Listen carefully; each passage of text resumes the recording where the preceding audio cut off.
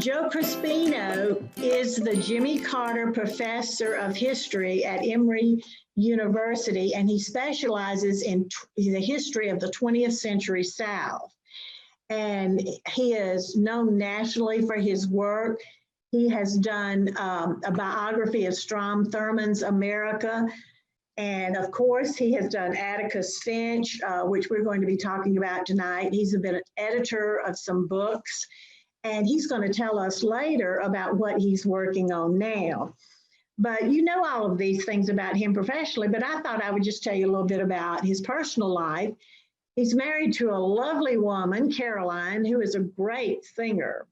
I have heard her perform, and they've got musical talent in that family. And Caroline and Joe are raising two teenagers during the pandemic. Carrie is 16, and she loves musical theater, and history is her favorite subject, which that sort of makes sense, doesn't it? And she has started working at Jenny's in Decatur, scooping ice cream.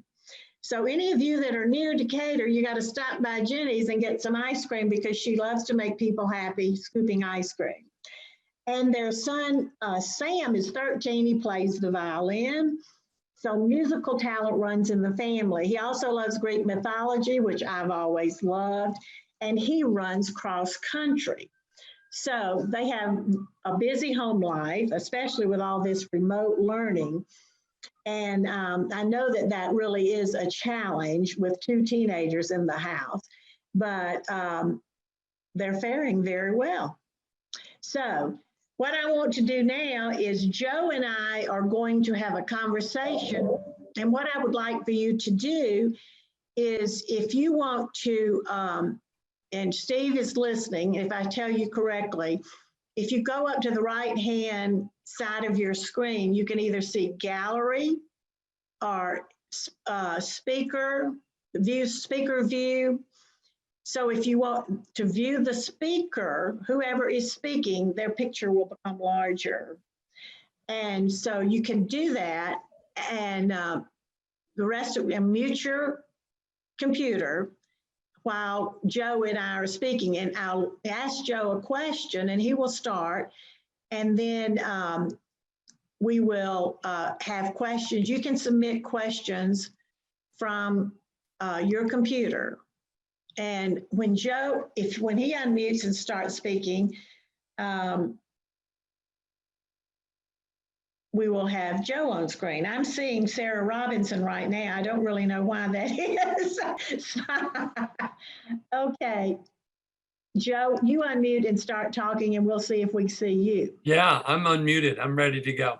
Okay, so are you women? Are you able to see just Joe? Speaker view. Joe, you start speaking. Yep, There you go. There we go. There we go. Well, now I think we've done all of our homework, and I hope everyone understands and is not having any problems. But it's a little awkward, but I think when you have a large group of people, you run into some of this. But Joe, your book has had such a busy life since you published it. And I know that Joe is a friend of ours through our children, through our daughter and her husband. And we have seen him at the Mercer Luncheon. We've seen him at Dahlonega Festival. Bill and I even went to Arizona, and there's Joe and Caroline. Joe and my husband, Bill, were speaking at the same event. So we keep bumping into each other. And it's been wonderful, the success you've had with this book. I know you got Author of the Year from Georgia Writers Association last year. So tell us something about the life of this book, how you got interested in doing Atticus Finch, like a biography of a fictional character. Right. And how did you get interested in this? Yeah, it's an unusual approach to writing a book. But let me just say first, Carolyn, thank you so much for having me. It's a delight to be with all of you tonight. Carolyn Curry is a great friend of mine and my wife, Carolyn, and we have admired Bill Curry from afar for many, many years. As a fan of football, as the son of a former NFL player, I grew up watching football, and always admiring Coach Bill Curry and the principles he stood for and the way he led his life and his teams. And so to be able to meet Bill and Carolyn and become friends with them over the last several years has been a real thrill for Caroline and me both. So thank you, Carolyn, for letting me join y'all. I wrote this book. This is a book that I had been thinking about for a long time because I work on the history of the American South and the history of the United States in the 20th century. And I write about political history and the history of civil rights and the history of white resistance to civil rights and the struggles over race and equality and justice in the United States over the course of the 20th century. And I'm from the South. I'm from a small town in Mississippi. And I grew up there. It's where my mother's side of the family has lived since the 1830s. And growing up, I grew up in a place very much like the kind of place that Harper Lee was from. The fictional town in To Kill a Mockingbird is called Macomb, Alabama. I'm from Macon, Mississippi, just like Macon, Georgia. And when I think about the history that I write about, To Kill a Mockingbird is one of the most enduring and popular cultural productions, a book and a movie that comes out of this period of the civil rights era South. And even today, school children every year in the 8th or 9th grade, my daughter was in the 8th grade just a couple of years ago. And of course, she was assigned the book To Kill a Mockingbird. And school children around the country and around the world are assigned it every year still. And it's usually, one of these books that children are assigned, and it's the first quote unquote serious book children are assigned. It's a book where they learn about the history of racial injustice, and they learn about what rape is, and have to read about a trial that involves and read about the tragedy of a Black man, Tom Robinson, wrongly accused of having raped a white woman. It's a serious book with very serious themes. And we teach that book. Why do we teach that book? Why do adults teach that book year after year after year? I think it's in part because we want kids at that impressionable age of 13 and 14 and 15 to think about what it means to live in a multiracial democratic society that still has legacies of injustice. And how should we relate to one another? And the novel has themes about tolerance and understanding across the racial line, and also about how to be a moral person in an immoral society. So those are universal themes, and I think that's why the book is so often taught. But it's also a book that that has had such an enduring influence on our culture, on our political culture. As recently as 2017, in January of 2017, when Barack Obama was giving his farewell address to the nation, reflecting on what he accomplished and what he didn't accomplish in his 8 years in the presidency. One of the things that he talked about was the fact that he was this historic figure in the life of our nation, the first African-American president. And yet it was ironic and tragic in many ways that during this, despite his historic achievement, race and racial divisions remained such a salient division and such a divisive issue in American life. And he called, in that last address he gave as president, he called on Americans to be more empathetic, to be more understanding of people who are different from them. And who did he call on? Who did he invoke as an image of someone who was, a symbol of empathy? But Atticus Finch. He told Americans, you should remember the advice that Atticus Finch gave to his daughter Scout, that you never really understand a person until you crawl in their shoes and walk around in them for a while. But we might have asked President Obama in January of 2017, now, President Obama, which Atticus Finch are you talking about? Right? Because what's happened by 2017, in the summer of 2015, there was discovered and published this other novel that Harper Lee wrote, a novel called Go Set a Watchman. A novel that Harper Lee, oddly, she wrote it before she wrote To Kill a Mockingbird. But the action in the novel, which involves a lot of the same characters from To Kill a Mockingbird, the action in the novel takes place later. In To Kill a Mockingbird, the events about the small town South in Alabama in the 1930s, and Go Set a Watchman is set in the 1950s. But in both novels, both of them, at the center of the novels, is the life and the drama of this man, Atticus Finch. And of course, in To Kill a Mockingbird, Atticus Finch is the single father who's raising those children, Jim and Scout, by himself. And he's the noble defender of the downtrodden. He takes on the case of Tom Robinson, despite the fact that the white folks in the town are stirred up, and he does it despite the unpopularity of it, and he defends Tom Robinson. But in Go Set a Watchman, Atticus Finch is very different. You know, some of you might have read Go Set a Watchman. How many people have read Go Set a Watchman? Raise your hand if you have. Okay. Well, you know, those of you who've read it, you know that Atticus Finch is not the noble defender of the downtrodden. He is pretty much exactly what you would think a 70-year-old arthritic man would be like in South Alabama in the mid 1950s, in the middle of the Civil Rights Revolution. He's kind of, he's racist, and he's kind of condescending towards his daughter, and he's kind of resentful of the changes that are overtaking his town and his state and his region. And so all those people in America who had read and loved To Kill a Mockingbird and remembered Atticus Finch, as Gregory Peck's depiction of Atticus Finch, and the wonderful, Oscar-winning movie where Gregory Peck finally wins his Oscar for Best Actor portraying Atticus Finch. And all those people who had named their son Atticus or named their dog Atticus, they were like, what do we do now? Atticus Finch is a racist.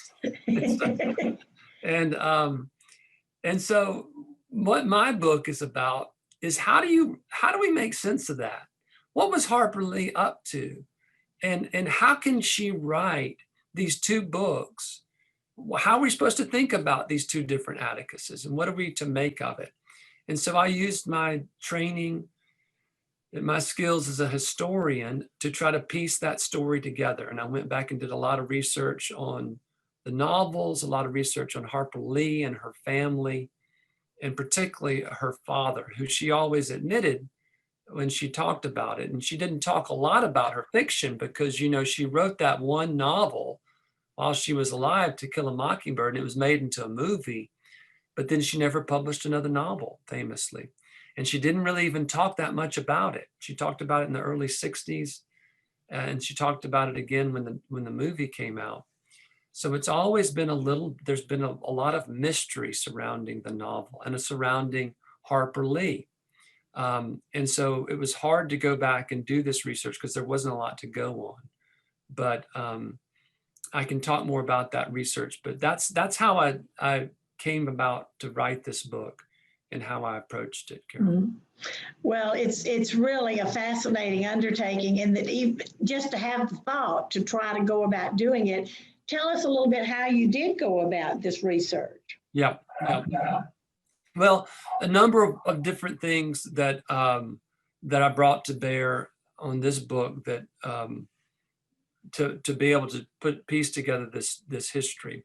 One thing is just the kind of the context of the what's going on in the South in the 1950s, in the late 1950s and 1960s, when Harper Lee is writing the book and first writing Go Set a Watchman, and then reforming it, and then writing To Kill a Mockingbird, and then the book comes out. So I used a lot of my skills as a political historian.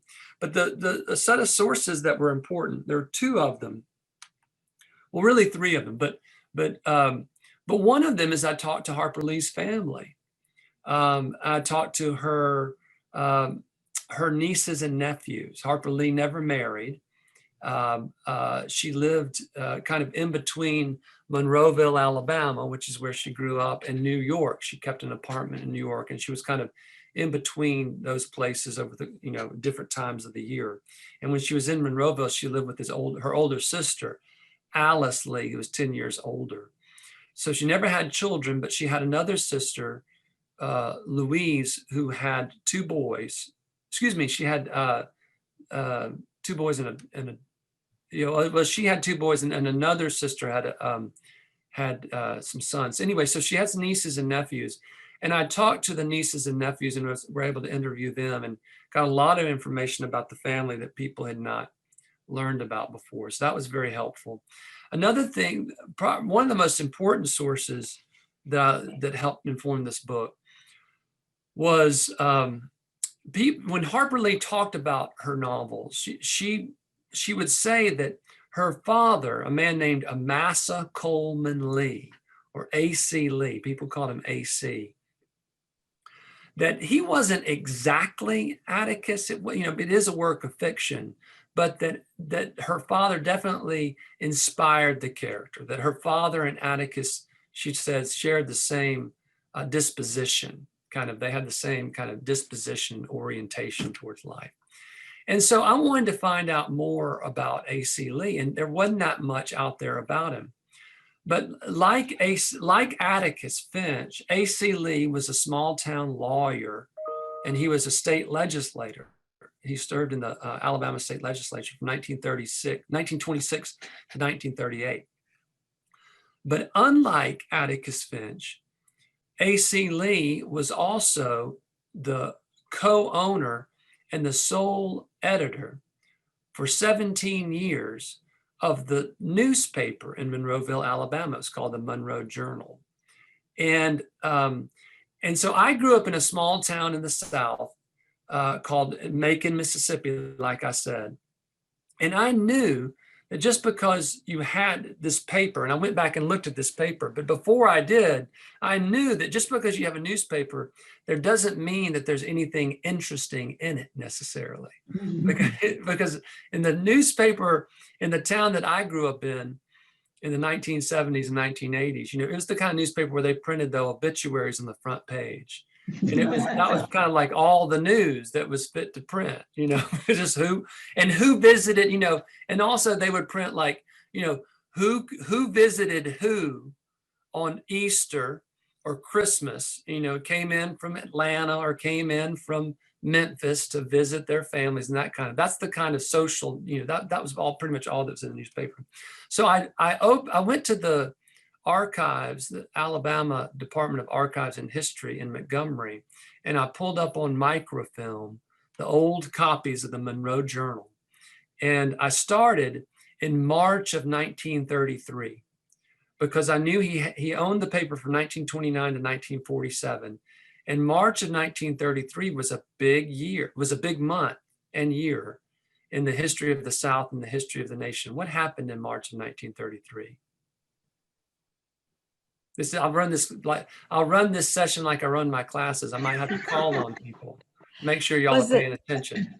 Was it Roosevelt was inaugurated? Lynn, that's right. Roosevelt was inaugurated, and gold star to you, because of course we don't inaugurate our presidents in March anymore. But under the Constitution, that's how they were. That was the month that presidents were inaugurated on. You elected them in November, and you would inaugurate them in March. But by 1933, that was seen as being far too long a time to wait for a new, and particularly in the heart of the Depression, that seemed like too long. And so he was the last president inaugurated in March. And I just wanted to see if there was anything in the Monroe Journal about the inauguration and what the A.C. Lee might have written about it. Well, I pulled up this newspaper. And not only does A.C. Lee have an editorial page where he is personally giving his opinion on events of the day, but he's got this active and ambitious editorial page. And every week he's writing in his own voice 2, 3, 4 editorials, and not just about local matters or even Alabama politics, although he wrote a lot about Alabama politics because he was a state legislator at the time, remember. But he wrote about the evolution of the New Deal. And by the late 1930s, he was writing about the rise of fascism in Europe and in Japan. And it was remarkable because this was a man who had only an 8th grade education. I learned that too. That was one of the things that nobody had known about Harper Lee's dad, that he was educated in a one-room schoolhouse in the kind of scrublands of the panhandle of Florida. But he was kind of Lincoln-esque almost in the way of his habits of reading and self-education.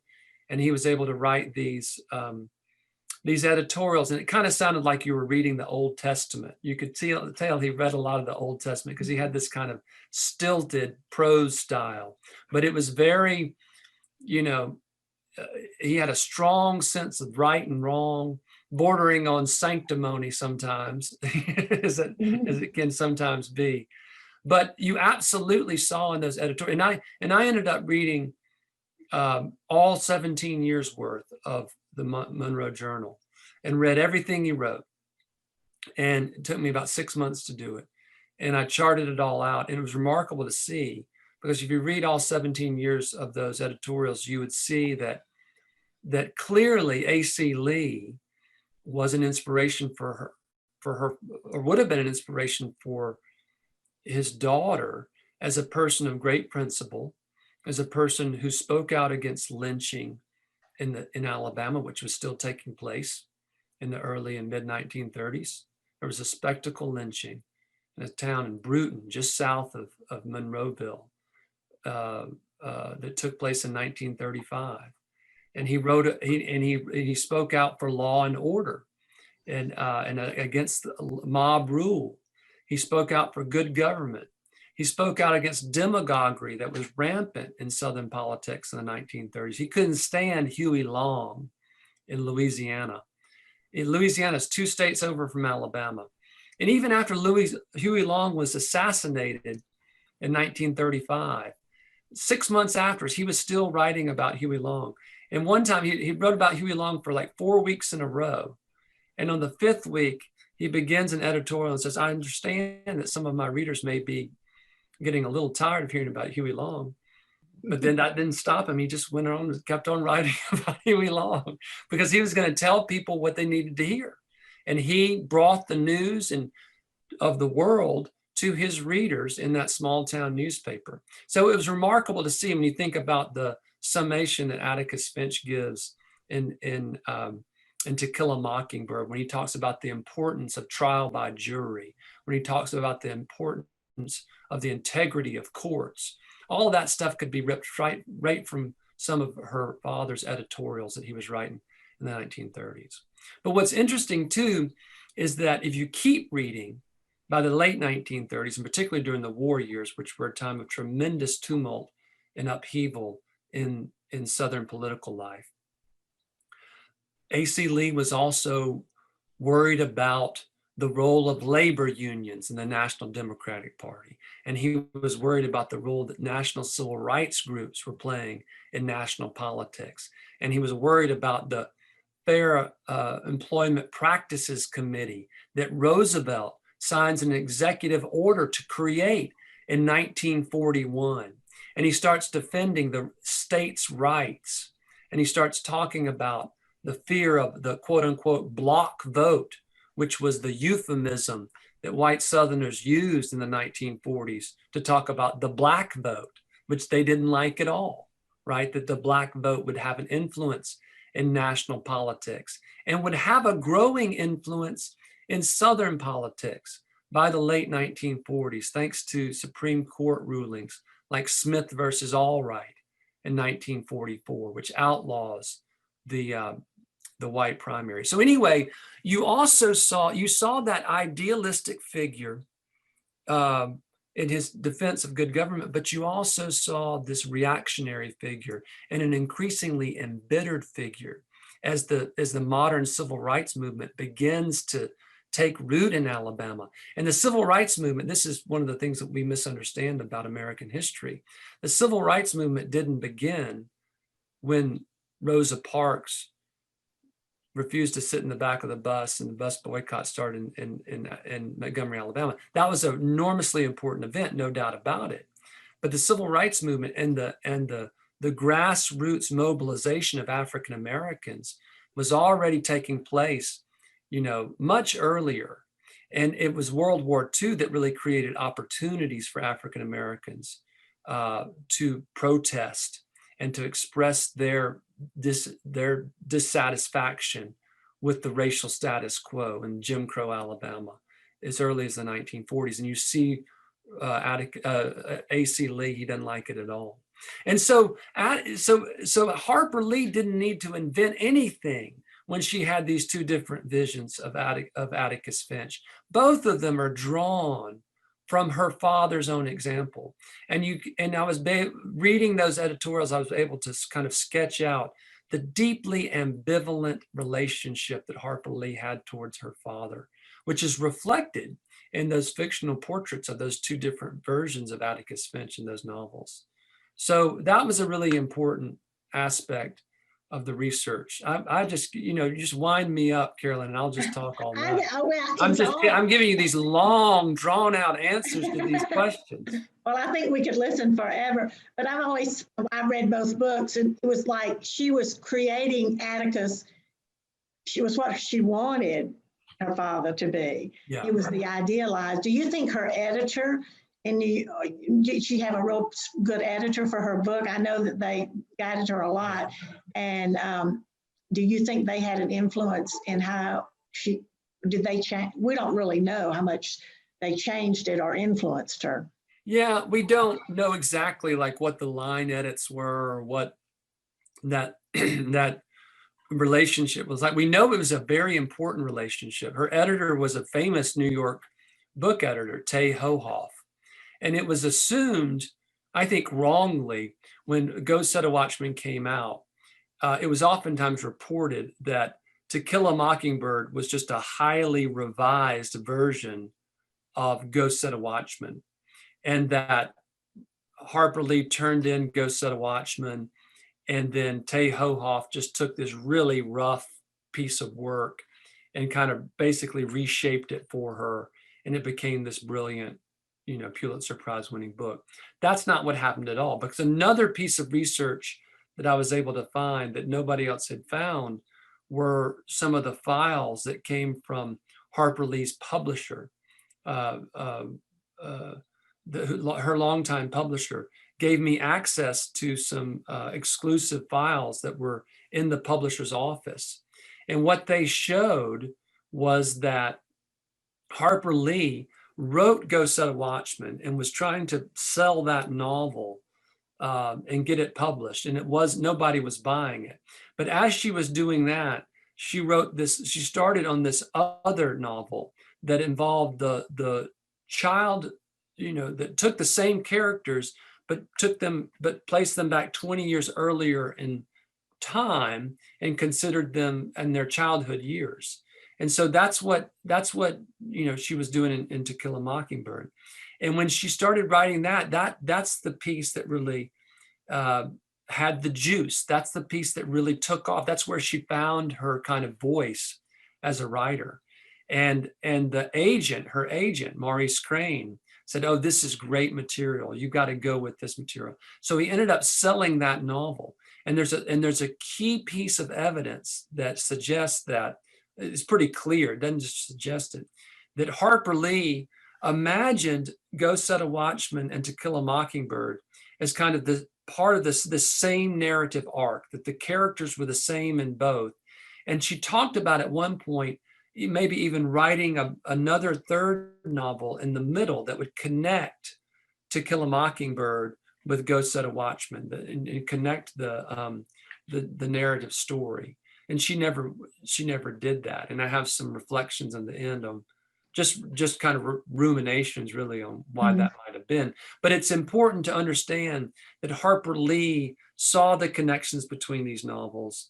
And I think too often Tay Hohoff is given too much credit, and Harper Lee's not given enough credit for her own book and for her own accomplishment as a writer. No doubt Tay Hohoff was a very helpful and accomplished editor. But Harper Lee wrote those books. There's no doubt about it. Yes. And they were so enormous. I mean, the book was so enormously popular. Tell us about how did people respond to it in the North versus the South when it first came out? Well, the book was, when To Kill a Mockingbird came out, it was just a literary phenomenon. And nobody expected it would be, because it was just this quiet little novel about a single father and these children growing up. And but it appeared in July of 1960, and it kind of became this kind of, people would read it and people would say, oh, this is in Alabama and it's got this beautiful story and it's so heartwarming, and they would give it to each other. And it kind of just rose up in popularity, just kind of through word of mouth. And then her publisher kind of realized that they had this hit on their hands, and they started advertising it, and it became enormously popular. So that by 1961, in the spring of 1961, in the spring of 1961, what's happening in Alabama? Well, the freedom rides are happening. That's when John Lewis and other young, idealistic Black and white students from Nashville are boarding buses and riding down through Alabama and Montgomery and Birmingham, and they're being met by the Klan members and militia groups and these militant segregationists who were beating them over the head with lead pipes and the rest. And everybody, and what's fascinating is the book kind of appears at this moment where this is just incredible violence and crisis, and nobody, of course, knows how it's going to resolve. I mean, and you've got a Supreme Court decision that had been issued, 7 years earlier, that says you can't have segregated schools in Alabama and Mississippi and Georgia, but there's hardly any schools that had desegregated. And of course, people, well, how's that going to happen? How are they going to desegregate the schools when you got all these governors and senators and everybody saying we're never going to let it happen? So it was, it's a real crisis. An absolute mess, right? An absolute mess. And so, we've got it bad in our country now, but it was pretty dark back then too, is to think about how you're going to get out of this situation where you've got the law that says you can't have segregation, and you've got all of these folks who are committed to not giving it up, who are pledging that they'll never change. And so when Harper Lee's novel appears at that moment, and I think one of the things that made it popular in both the North and the South is that it gave folks some hope that there were some decent white leaders in the South who could be reasonable, who knew right from wrong, who were decent minded. And because you know what? And if you'd read the news in 1961, there weren't that many. It didn't seem like there were that many. They weren't getting noticed, were they? You were more likely to find them in the pages of a novel than you were anywhere else. Well, and then how about the movie? Tell us a little bit about the making of the movie. Was that, I know that was a huge hit. Yeah. Do we know how Harper Lee felt about the movie? She loved the movie. She loved the movie. She always was very excited about the screenplay that Horton Foote had written that adapted the novel into the movie. And one of the things I write about in the book is how Horton Foote's screenplay changes the character of Atticus in these subtle but important ways. In the novel, the center of the novel's about the children. It's about Jim and Scout. And it's, Atticus doesn't even appear in the novel until, 70 pages into the novel, and we don't really hear from Atticus in any significant way. Whereas in the movie, we see Atticus in the second, in the second scene in the movie. And to make the movie, they couldn't have made the movie without moving Atticus into the center of the story, because they had to cast a big Hollywood leading man star, And when they were trying to see how they were going to cast the movie, Harper Lee herself, she really wanted Spencer Tracy to play Atticus, which is telling. It would have been a good one too. He would have been a good one, Mhm. And he had been in Inherit the Wind, and played Clarence Darrow, the great, crusading liberal figure. But what's telling about it is the fact that, Spencer Tracy's a lot older than Atticus Finch. Spencer Tracy's much closer to the age of Harper Lee's actual father, you know. So Mhm. it's interesting that she imagined him being older, But when Gregory Peck read it, he loved it and he wanted to play it, and he put his own money up to help finance it. And of course, and she loved it. And as I said, Horton Foote wrote the screenplay. But Did it her father changes. get to see it? Did her What's that? father, was her father still alive? He did. He died. He did have a chance to meet Gregory Peck. Gregory Peck went down to Monroeville and studied Monroeville and wanted to get a sense of the town and the place. And he did meet A.C. Lee, and he kind of took notes on different mannerisms that A.C. Lee had. Like A.C. Lee was very old-fashioned. He would still wear three-piece suits, in the early 1960s, at a time when all the men in Alabama had, were just wearing khakis and dress shirts, and he was still wearing three-piece suits and felt hats, and had a chain with a watch fob, that kind of thing. And so he studied how he dressed and how he looked and all that kind of stuff. So Mhm. A.C. Lee died in April of 1962, and the movie didn't come out until January of 1963. So Mhm. he never would have seen the movie.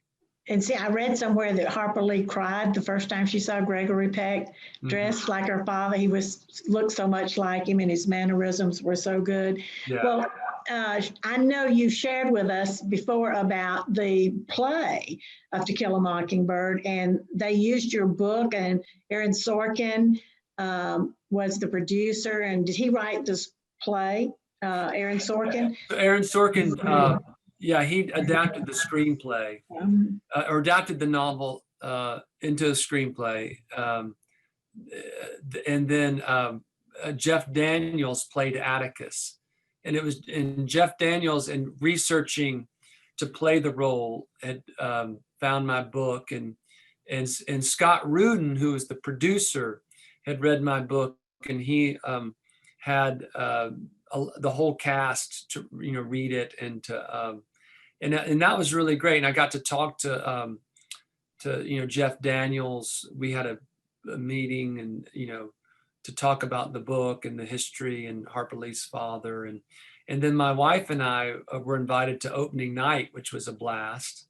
And we were able to be there on opening night and go to the party afterwards, and that was really great. And then Scott Rudin, we stayed in touch and done different things connected with the play, and they sold my book at the play, which is nice. That is a very good That is thing. nice. Yeah, that's nice. And it was still running when the COVID-19 shutdown came. Yeah, and it's still selling out the theaters and doing wonderfully, and hopefully that will continue. When they ramp up again in Broadway.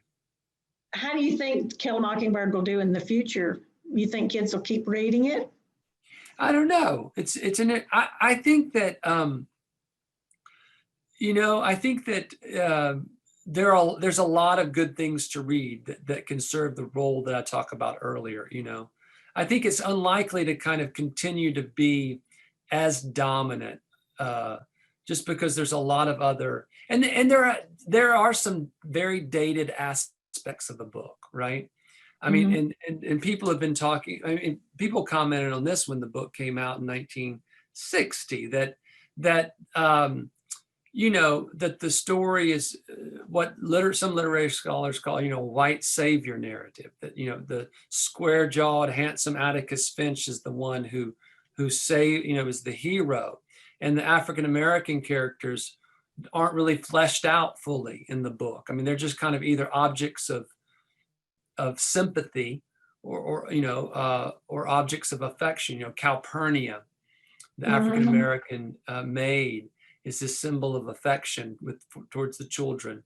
And Tom Robinson is a symbol of pity. You know, we just pity Tom Robinson. We don't really get to know who Tom Robinson is or who Calpurnia is. Although we do get to know more about Calpurnia, interestingly, in Go Set a Watchman. There's one of the most powerful scenes I think that Harper Lee ever wrote was in Go Set a Watchman, when she has Scout, the adult Scout, goes to meet Calpurnia.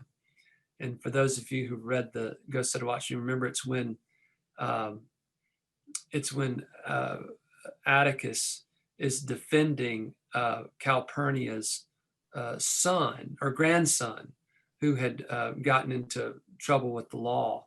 But Calpurnia knew that Atticus was a member of the citizens' councils, and Jean Louise, the adult Scout, is shamed by this. She's deeply upset that Atticus would fall in with these small town racist reactionaries who had joined the citizens' councils, and of course Calpurnia is disappointed too, and they meet, and you can see the Scout recognizes that Calpurnia is upset, and Calpurnia is very distant and cold.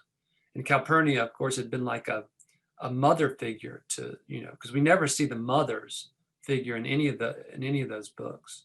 And so it's a powerful scene in Go Set a Watchman. It's one of the best scenes I think Harper Lee wrote. Oh, well, this, your depiction of A.C. Lee, and you've also written about Strom Thurmond. Do you see any similarities between the two? I thought they were surprisingly similar. You would think they wouldn't be, right? Because Strom Thurmond, the Dixiecrat candidate from 1948, you know, the firebrand segregationist, the man who, I just begin that book by calling him one of the great American hypocrites, the firebrand segregationist who we realize, you know, after his death, who had fathered an African-American daughter, you know. And so, you know, but I do think there were similarities, certainly between A.C. Lee and A.C. Lee was older than Strom Thurmond, but there were a lot of similarities, more than you would have thought. Yeah. And didn't Strom Thurmond live to be, how old did he? He lived to be really an old man. He lived to be 100. 100. Yeah, I didn't know. I was going to say that off the top of my head, but I wasn't sure. Yeah. Well, what are you working on now? Well, is Coach Curry still there? Is he in earshot? Yes, lean over. Here, lean over. He's going to say hello to you. Hey, Coach, how you doing?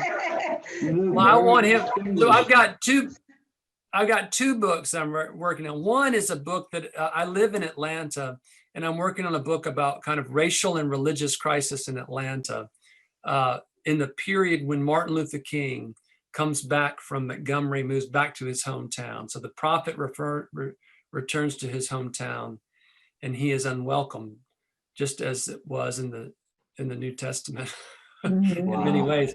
And so I look at stories that we don't know about.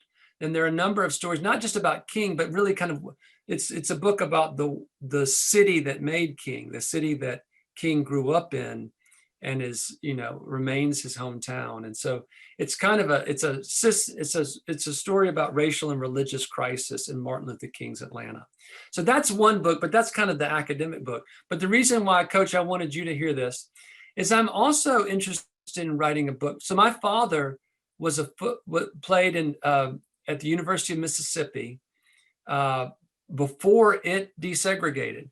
He was one of the last of the before James Meredith integrated the University of Mississippi in 1962. And of course, the team didn't integrate until 1970, but the university desegregated then. And I might write a kind of memoir history about my father and about his experience playing football at Ole Miss and in the NFL, because he's got great stories, Coach, and you have so many great stories just about race and football. And it's also about men. And this is why I want Bill Curry to hear about this, because as I told Caroline about the ideas for this book, Coach, you got to help me. We got a lot to talk about, because of course these are all themes that you have lived and written about and are expert on. And of course, you can introduce me to a lot of people. And but my father ended up, he played football and he had a successful career after football, but he also struggled physically with a lot of injuries. And when he died, we donated his brain and spinal cord to the study at Boston University that was studying chronic traumatic encephalopathy, CTE, and he did have CTE, so he suffered from CTE, and so it'd be a memoir about my growing up with him, and my father, and how I think that I saw aspects of that even before he started really declining physically. There are things that make me wonder about what that disease how it might have shaped him. So anyway, it's not a clear narrative right now, but it's a book about my father, and it's a book about football. It's a book about race, and it's a book about men. And Bill Curry knows a lot about all those things. So, well, I'll help you any way I can. You know that. It's so huge in the South, yeah. football and race, and Bill writes about that in his book. And it's that should be a very interesting book. Yeah, well, if I can figure out how to write it, but these are just, sometimes you just got to start with these broad ideas, and you kind of just, it's like a big block of wood, and you whittle it down until you get it to some kind of shape. So right now I'm just trying to carve out big chunks. It'll come to you, but anything I can do to help, I'll do it. Thank you so much, Coach. Well, we look forward to getting together. Yeah, we will. Sometime soon. Well, I wanted to ask, do any of the women have questions? I don't know if you sent some in to Steve, or if you'll just raise your hand, and if I can see your hand, I'll call on you. I see Lynn would like to ask a question. Okay, Lynn, unmute, do your unmute button. Okay.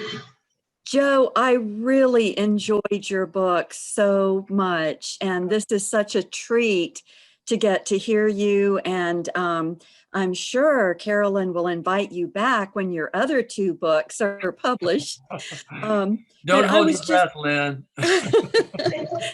But I was just curious, and I don't recall if you touched on this, but when Harper Lee was growing up, what kind of relationships did she have with Black members of her community?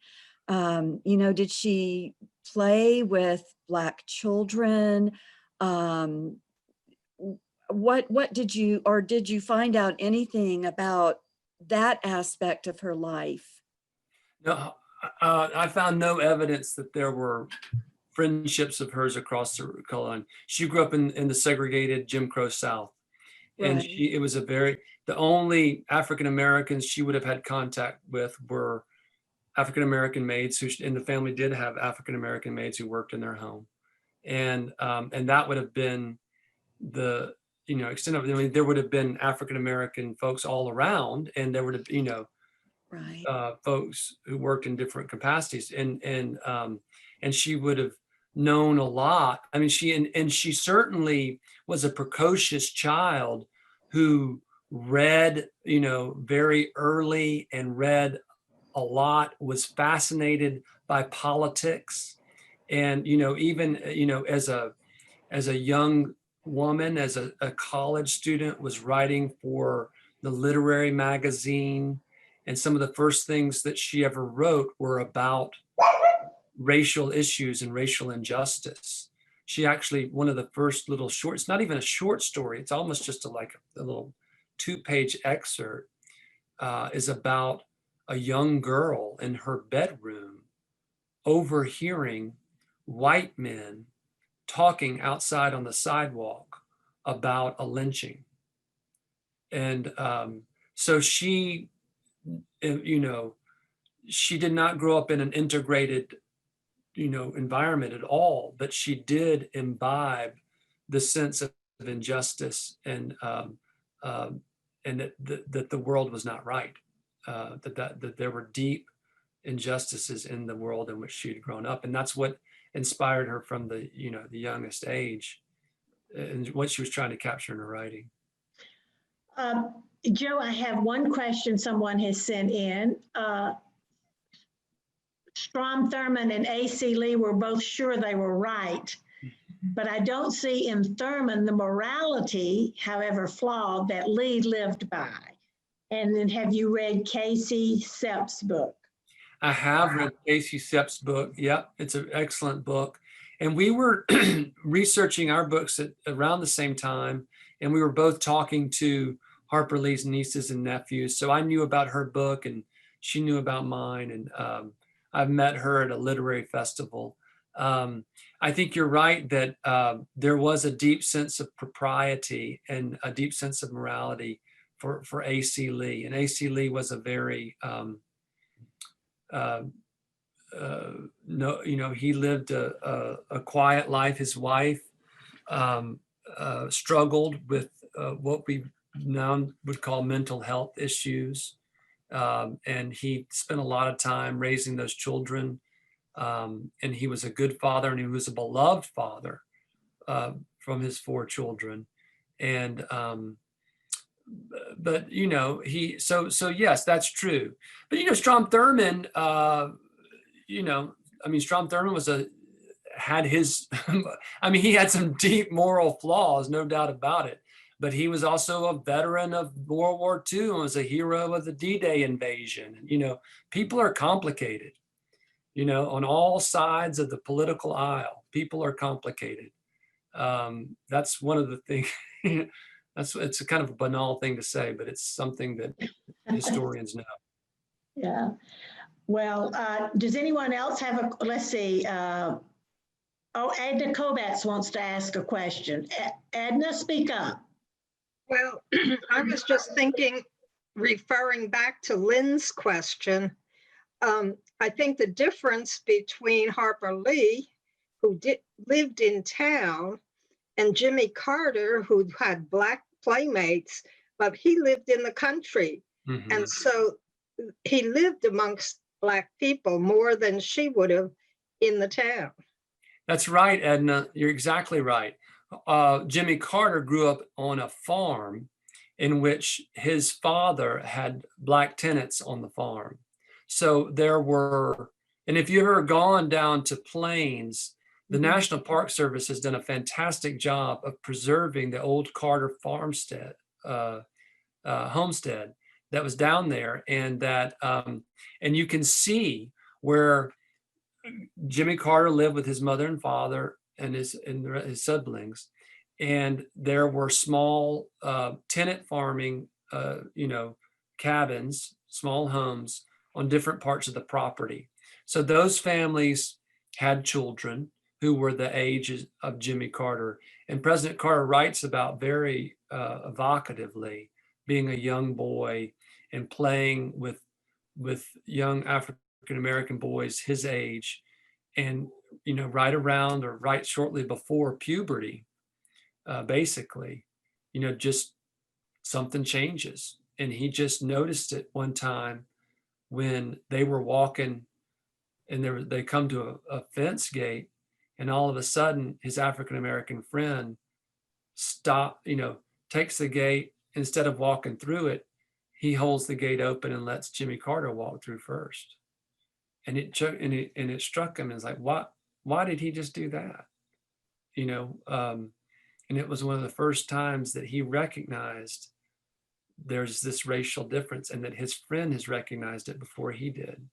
And it's a profound kind of awakening that I think that, Black and white children had. There was a moment where you realized the way the world is. And it's a deeply sad thing to recognize that. That's what Jim and Scout recognize. It's their moral awakening, right? It's they recognize that the world is fallen, to use the religious term, right? That the world is broken, and it's part of growing up for all of us. I see that Elizabeth Allen would like to. You have to unmute, Elizabeth. It's down there on your screen on the far left. There you go. Joe, now I'll just kind of respond, but when you started talking about Jimmy Carter, I'm reading that same biography right now. And I just right away went to that very same point that you mentioned. When once you started saying there was a time, I thought you were going to talk about the time they went through the gate. And that's another good example. Carter's book about the hour before daylight. If people hadn't read that, that's an excellent biography. And then I love his books of poems, in which he talks about situations, first of all, that going back to when he first started running for office, and he didn't get any votes because he suggested you not vote for people after they're dead. I mean, you don't vote. So anyway, I was reminded as you talked to about Atticus, which is a wonderful book. I read it 2 weekends ago. Thank you. Thank you so much. But reminded you of people about that age. Well, I'm about that age, tell the truth, a little bit younger, that men you knew, or your daddies or your parents, that reminded you to a certain extent of men like Atticus, especially going through that bit of knowing what was right, but not quite ready to do it. Right. Trying to go halfway. I think we can all think of examples like that. And just thank you for writing about him. This is a wonderful book. I've been so glad. I have it sit around so all my friends can go buy a copy. Oh, thank you, Elizabeth. And there's a paperback version that's coming out, I think, in a week or two. So friends could buy it for a little bit more cheaply. Yeah. But talking about President Carter, I love to refer to President Carter as my colleague here at Emory University, because he's a university professor here at Emory.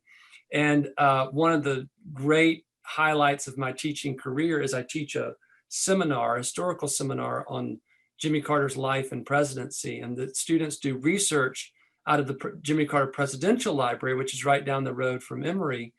And the last class of the semester, President Carter comes to the class, and the students were able to ask him a question about their research. And it's just amazing to hear, because they've been in his archives and they've read the documents, and sometimes they know things better than he remembers. And it makes for a fascinating, conversation about history and about politics. And President Carter is just amazing. He comes and he wants to know ahead of time what the topics are so he can prepare and think about it ahead of time. And he comes exactly at, when you want him to come, the secondhand rounds, and he's right there, and he drives up in the Secret Service, and he comes in and he'll stay exactly as long as he told you he'd stay. And he's all there when he's just, the only thing he cares about is the class and the students and doing what is expected of him. And it's remarkable.